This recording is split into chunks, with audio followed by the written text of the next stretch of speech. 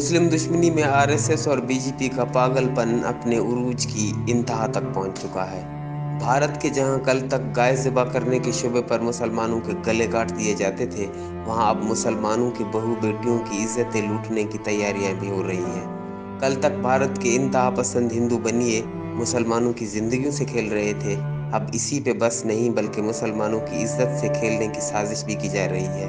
بھارت کے ہندو انتہا پسند تنظیم راشٹر سویم سیوک سنگھ RSS کے دہشت گرد بدماشوں نے بھارت بھر میں کشمیری دلہن لاؤ مہم کا آغاز کر دیا، جو نہ صرف بھارت، کشمیر، پاکستان کے مسلمانوں کی غیرت پر تماچا ہے بلکہ پوری دنیا میں 2.5 ارب مسلمانوں کی عزت پر حملہ کرنے کے مترادف بھی ہے۔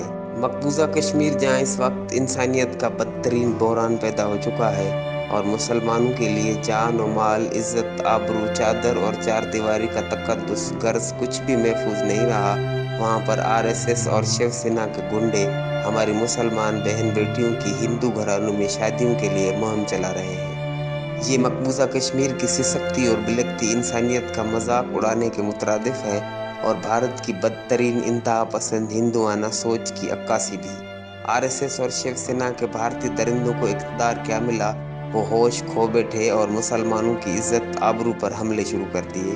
ہندوستان اور پاکستان بھر کے مسلمانوں کے لیے بھارت کا یہ ذلت آمیز رویہ اپنی دینی اور نسلی غیرت پر ایک تماچا ہے۔